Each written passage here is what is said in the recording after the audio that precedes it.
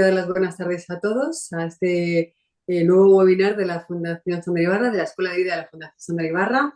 De esta tarde se titula Ejercicio físico, climaterio y menopausia y tenemos, como podéis comprobar, con nosotros a Sara Tavares, que es graduada en Ciencias de la Actividad Física y del Deporte y licenciada en Periodismo. Es directora de Performa también, entrenadores personales. Y lo que más me gusta de ella es que ha centrado su trabajo en el impacto de la actividad física en las diferentes etapas de la vida de la mujer. Siempre se habla de hacer deporte y ejercicio, pero es verdad que no se personaliza y además no se tienen en cuenta las diferentes etapas de la vida, ¿no? Porque vamos cambiando y vamos necesitando otras cosas, ¿no? Entonces ella prescribe ejercicio en poblaciones especiales que son pacientes oncológicos, que ya ha estado con nosotros también en nuestro congreso de supervivientes de cáncer, y también en personas que tienen patologías pues, como anorexia, bulimia, que me parece espectacular, Sara.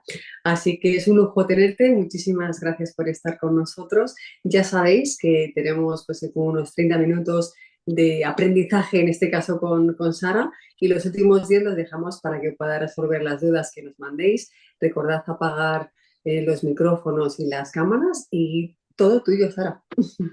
Bueno, un honor, Sandra, gigantesco. Gracias por la presentación. Voy a darme mucha prisa porque tengo muchas cosas que contar y las dudas que resolver, ¿no? Que es lo importante. Voy a ver si todo esto se ve bien. Bueno, ya Sandra me ha hecho una súper presentación, así que nos lo vamos a ahorrar todo. Solo deciros que estoy doctorando en investigación en psicología en la Universidad de Valencia y aprendiendo muchísimo de todos y todas las pacientes. Bueno, esta es la gran pregunta, ¿no? ¿Un maratón son 42 kilómetros? Bueno, yo creo que cada uno se la plantee al inicio de esta webinar, de este rato que vamos a estar todos juntos, y vamos a ver si realmente un maratón son 42 kilómetros o si realmente cada mujer tiene su propio maratón, que puede ser levantarte de la cama o levantarte de la silla cuando, por ejemplo, estás en un proceso de quimioterapia. Bueno, cambio, ¿no? Esa es una de las palabras, yo creo que más he oído a lo largo de mi vida como preparadora física y es cambio, cambio, quiero cambiar algo, ¿no?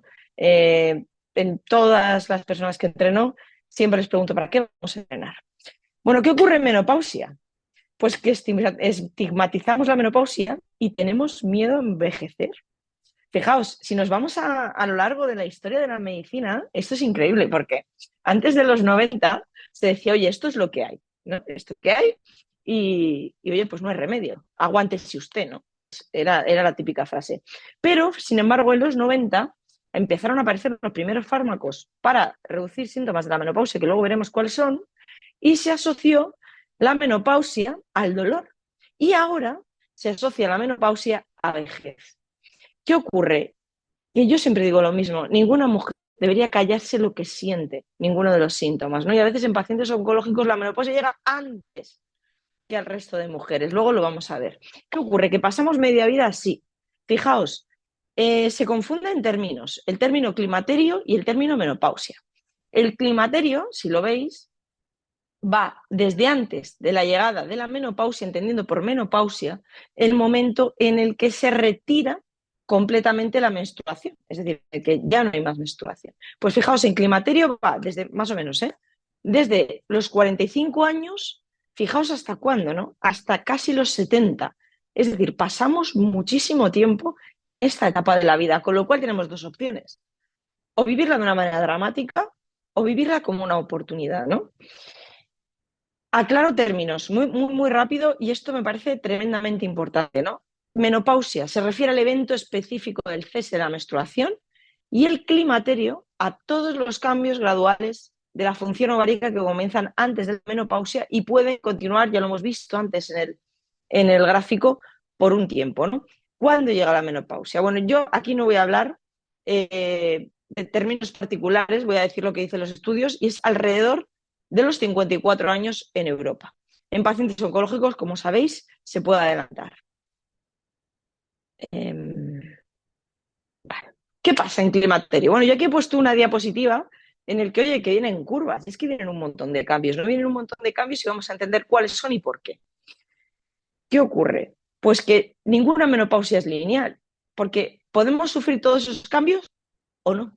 Es decir, no hay dos mujeres iguales, por tanto, no hay dos menopausias iguales. ¿sabéis?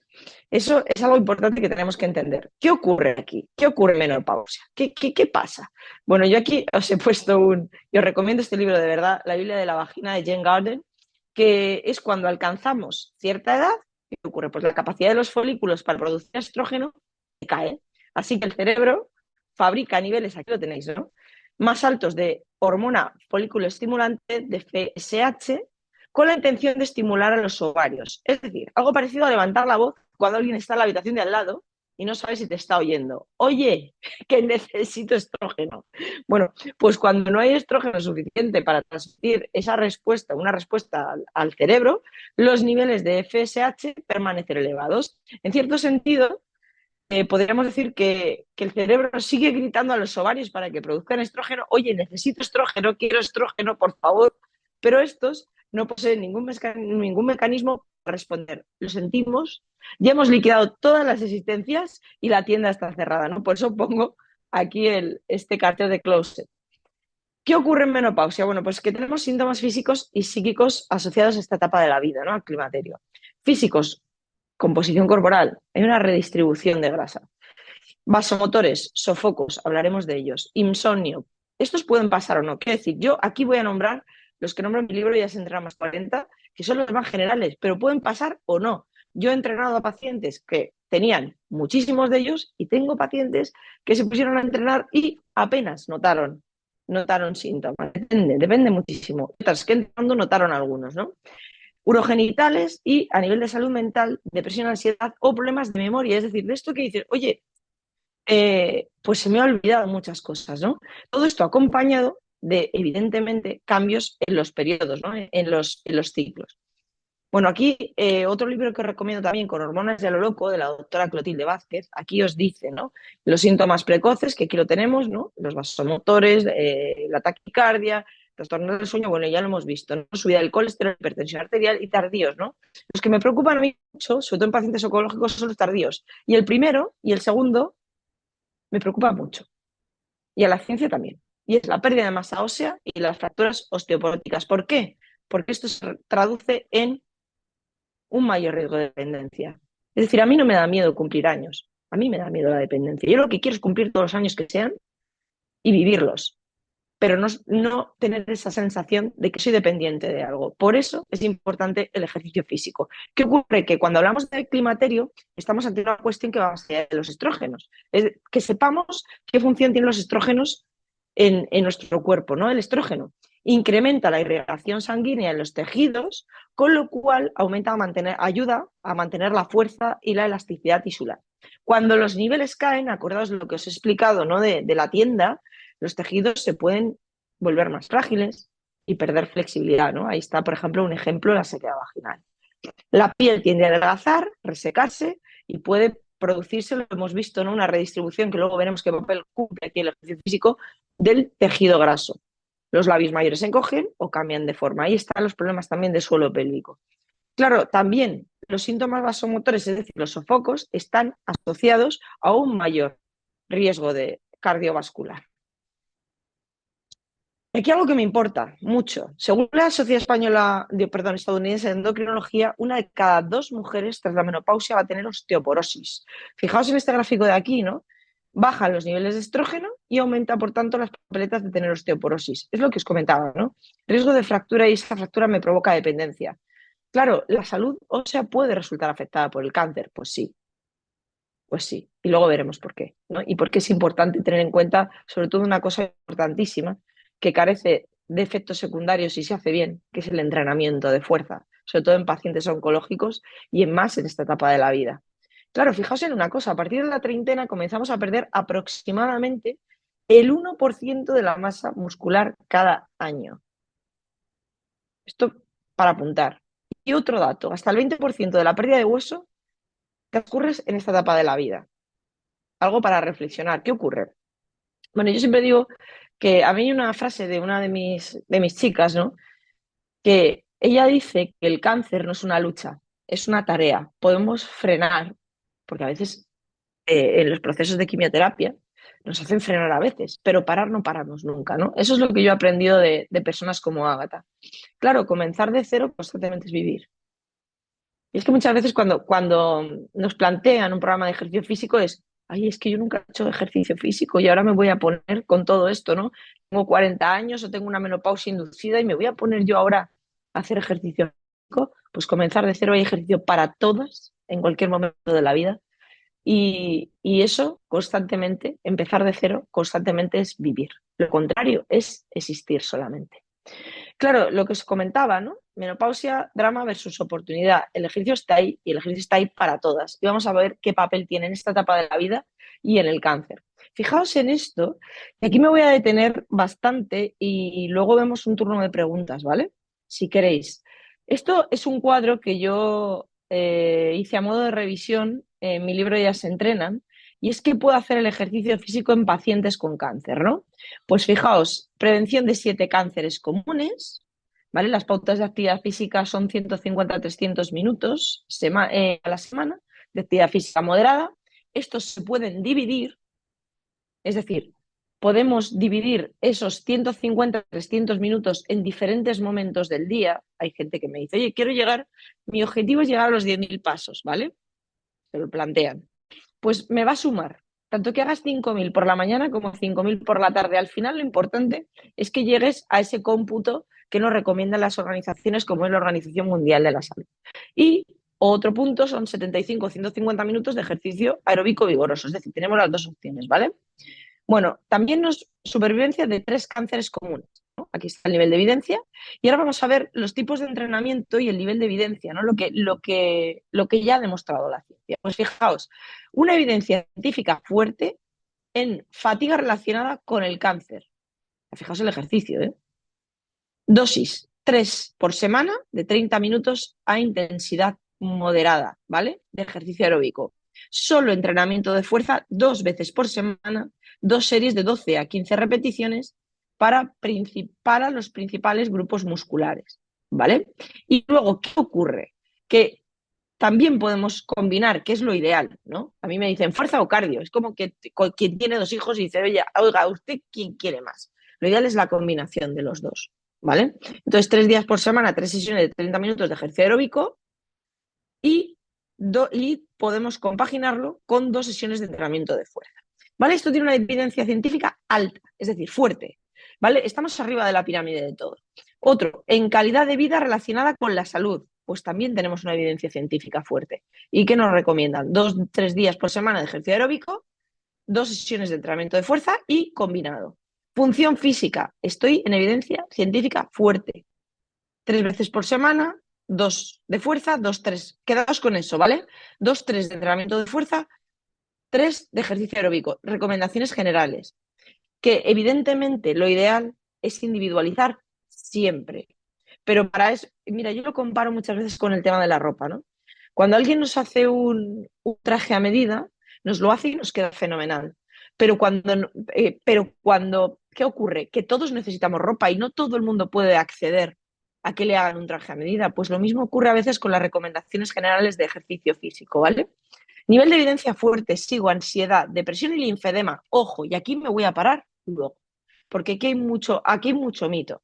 Y aquí me dice evidencia insuficiente del aeróbico, pero ojo, ojo con la fuerza, que la tenemos aquí. Evidencia científica moderada, salud ósea y sueño. Todo esto en pacientes oncológicos. Me voy a aspectos físicos porque no me quiero detener mucho y hablar yo mucho, pero hay cosas que sí que quiero que queden claras, ¿no? Importante, la pérdida de hueso y las enfermedades de los huesos determinan nuestra calidad de vida.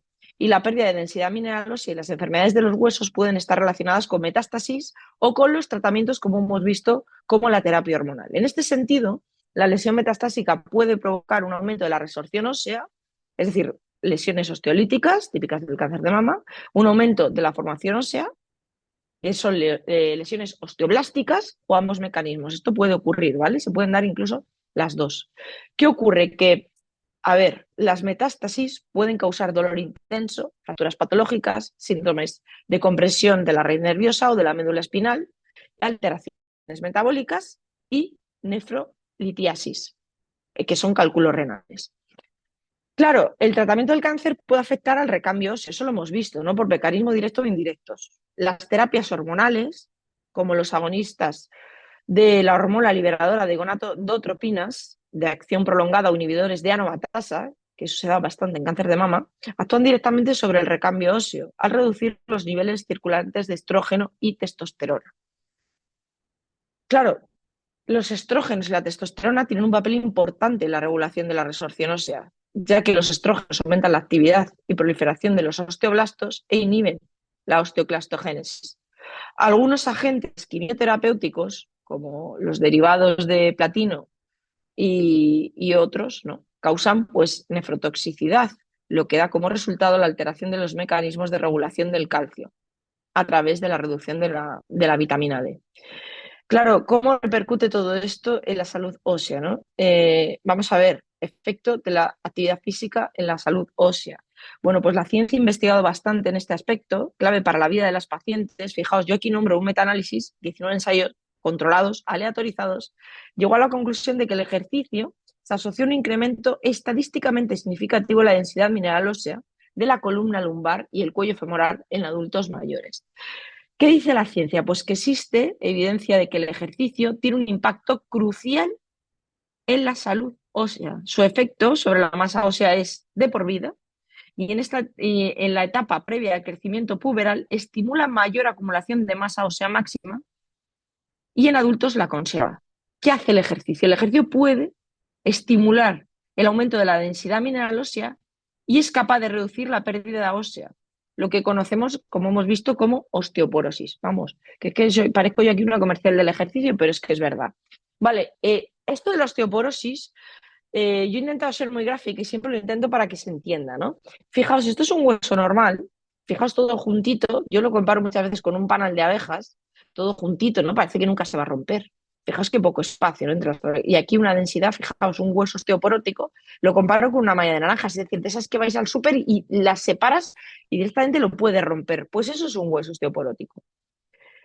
Fijaos esto, ¿no? La osteoporosis afecta alrededor de 200 millones de personas en el mundo, ni una ni dos, alrededor de 200 y no da señales. ¿Qué es importante aquí?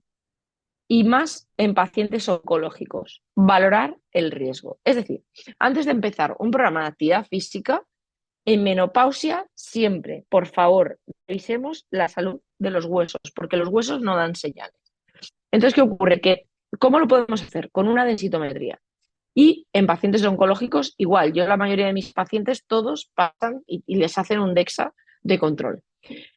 ¿Qué ocurre? Bueno, pues aquí tenemos diferentes grados, ¿no? Personas que serían asintomáticas y unos niveles T, ¿no? Que son desviaciones estándar, ¿no? Y pues dependiendo de cómo estén nuestros huesos, así podremos prescribir un ejercicio que tenga más o menos impacto, ¿vale? Pero lo importante es valorar si tenemos un riesgo bajo, un riesgo medio o un riesgo alto de fractura. Y eso se ve mediante una densitometría sabiendo el estado de salud de nuestros huesos. Claro, es que nos venden cosas como estas, a veces es como, uff, madre mía, ¿no? Y es que, fijaos, contra todo esto, uno de los mejores aliados para nuestros huesos carece de marketing y es el entrenamiento de fuerza, como vamos a ver, ¿no? Claro, esto me hace mucha gracia, ¿no? En serio. O sea, hay que perder el miedo a trabajar con la carga, pero siempre bajo supervisión y siempre de manera individualizada. Claro, yo aquí voy a hacer de comercial del entrenamiento de fuerza. El entrenamiento de fuerza con ejercicios de impacto es primordial para la salud ósea. Y aquí hay que ver, como hemos valorado el riesgo, tenemos que ver si podemos correr, si podemos saltar, si tenemos que hacer ejercicios sin impacto. Pero primero tenemos que valorar el riesgo. ¿Qué nos dicen los estudios? Bueno, pues que lo más importante es meter o introducir ejercicios que muevan grandes grupos musculares. Fijaos, nos dicen que los programas de entrenamiento combinados de fuerza y de resistencia han mostrado prevenir la pérdida de masa ósea en la columna en personas con cáncer, con menopausia prematura, inducida por el tratamiento. Os voy a dejar aquí algunos ejemplos de ejercicios de movilidad que yo he hecho con pacientes, ¿no? Aquí veis, ¿no? Aquí, fijaos, aquí llevo una manga de linfedema y está tirando de una goma y está trabajando core. Fijaos, ¿no? Está haciendo un ejercicio de core aquí. Y aquí está haciendo un pull, es decir, un ejercicio de tirón, trabajando con elásticos. Y aquí la veis trabajando con su manga. Bueno, hay una cosa que también me preocupa y es esta mezcla, ¿no? Sarcopenia, osteoporosis, sarcopenia más osteoporosis. Madre mía, por Dios, ¿no? ¿Qué nos dicen los estudios? Que el entrenamiento de potencia sería el más efectivo para reducir la pérdida ósea, pero repito, antes tenemos que hablar del riesgo y cómo está el hueso. ¿Qué es esto de la sarcopenia? ¿No? Yo lo voy a resumir muy fácil, viene del griego sars y penia. Sars es carne y penia pérdida de carne.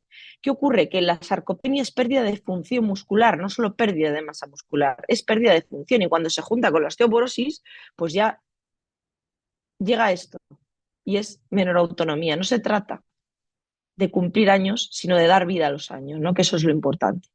Fijaos que nos dicen estudios como este, ¿no? En el que se pusieron a analizar el entrenamiento de fuerza en la densidad mineral ósea, ¿no? En personas con posmenopausia.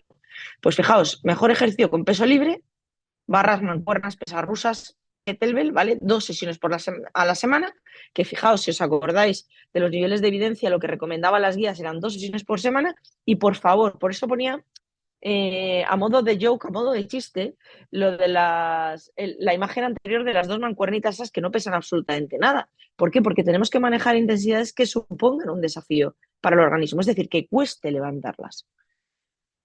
Claro, este estudio me encanta, porque este estudio es como querer ir a La Coruña y acabar en Boston. Fijaos, este estudio se dedicó a analizar si el ejercicio físico impactaba la reducción de los sofocos.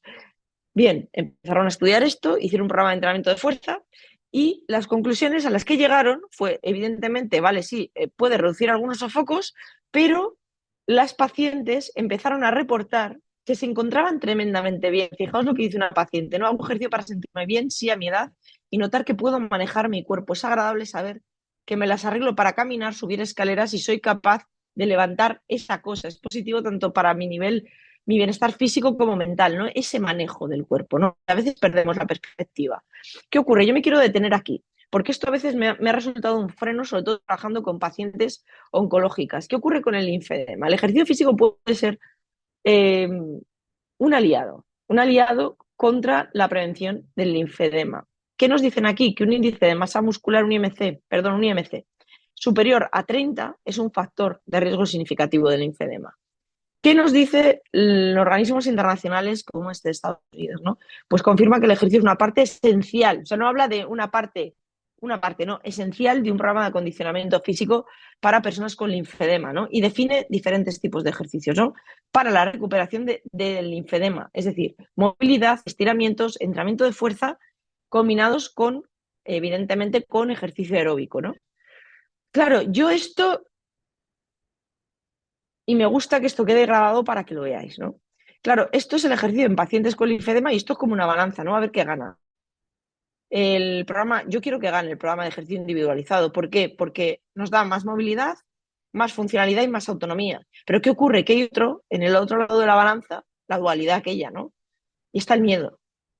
El miedo y ese miedo hace que tengamos menos capacidades físicas, menos funcionalidad, más riesgo de sobrepeso y menor autonomía, ¿no? A veces hay que lidiar constantemente con el miedo, ¿no? Y más en patologías como el cáncer, ¿no? Pero el ejercicio está ahí como un aliado para intentar conseguir todo esto que vemos a la izquierda del dibujo, ¿no?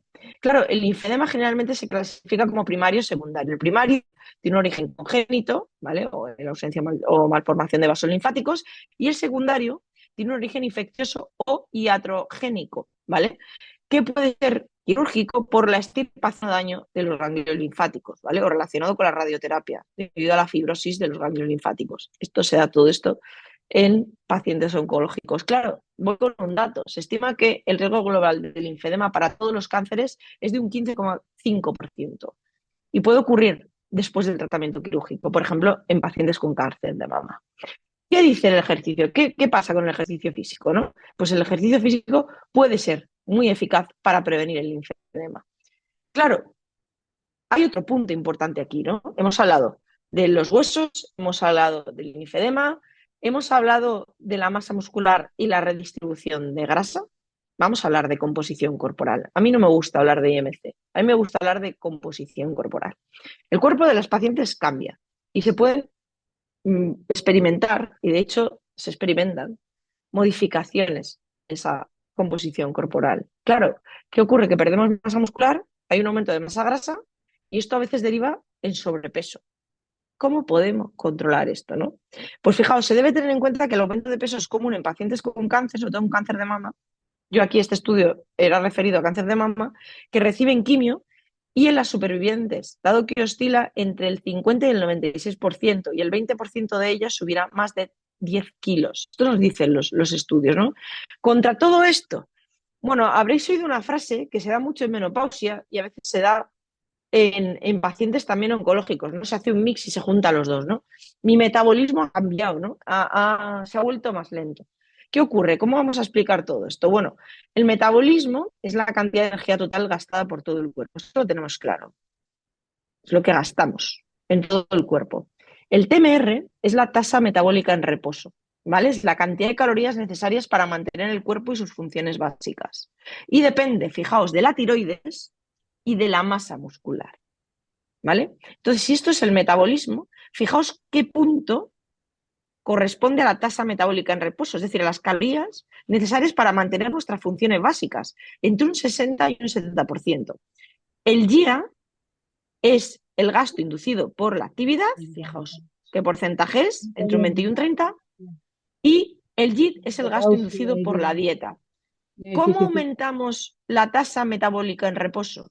Aumentando la masa muscular. ¿Cómo se aumenta la masa muscular? Con esta preciosa frase, que la fuerza te acompañe. ¿Qué nos dicen los estudios? Que necesitamos entrenar fuerza. ¿Por qué? Porque eso va a aumentar nuestra masa muscular y hará que el músculo sea un quemador natural de grasa.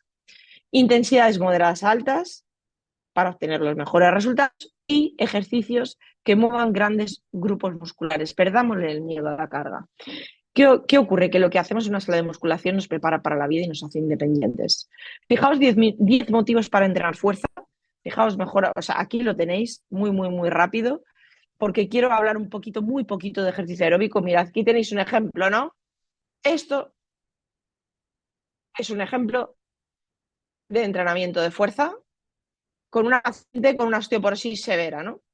¿Qué ocurre? Quiero hablar muy rápido del Club del Paseo, muy rápido, ¿no? Estas son las recomendaciones generales y quiero que quede muy claro, por favor, que podemos dividir la actividad física recomendada en diferentes momentos del día. Todos nos va a sumar.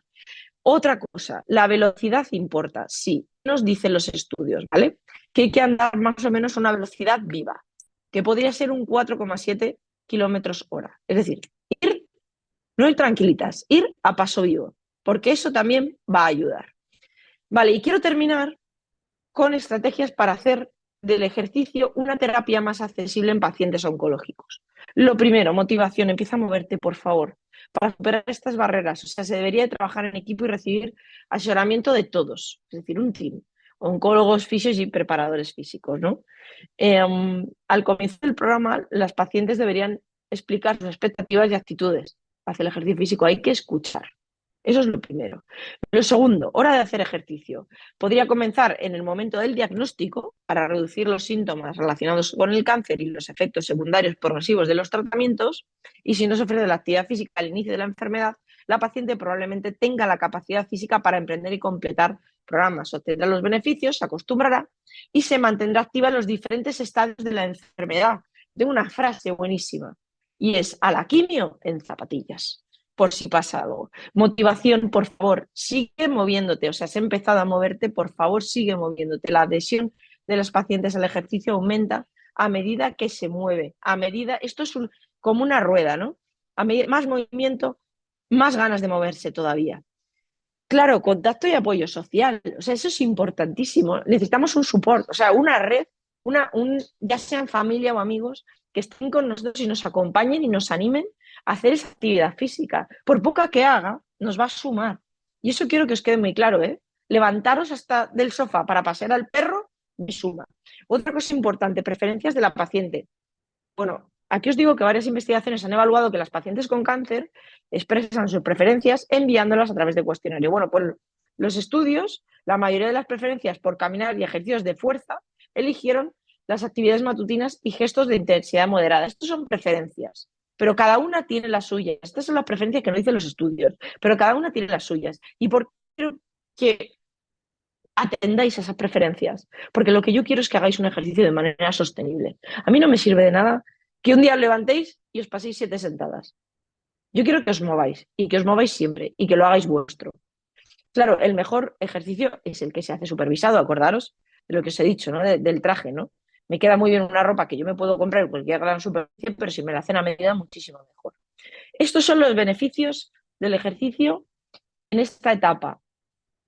Contra todos los síntomas, ayuda a perder y mantener el peso, disminuye la grasa visceral, importante, mejora el riesgo de entre ellos hipertensión, triglicéridos, sobrepeso, reduce la pérdida de masa ósea, menor depresión y ansiedad, controla levemente los sofocos y aumenta la fuerza de los músculos del suelo pélvico. Esto quiero que se os quede grabado. El mejor ejercicio es el que se hace.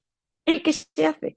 Y me da igual que sea que os levantéis por la mañana y os llevéis a vuestro hijo al colegio y luego por la tarde os deis otro paseo y entrenéis un ratito de entrenamiento de fuerza, que simplemente subáis las escaleras. Todo me va a sumar.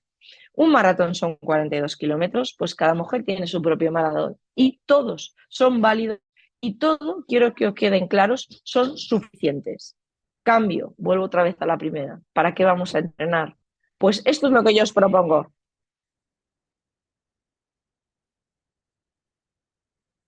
Para hacer con nuestro cuerpo lo que nos dé la gana, ¿no? Todo lo que hacemos en una sala de entrenamiento se transfiere a la vida. Y esto es la vida. Cargar una garrafa, ponerla, coger a un bebé. Esto es la vida. Se entrena bien para vivir mejor, porque estamos llenos de vida y llenos de vida. Esa es la idea.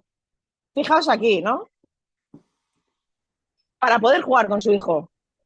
Para eso se entrena. Para que pasen los años y poder decir, puedo sola.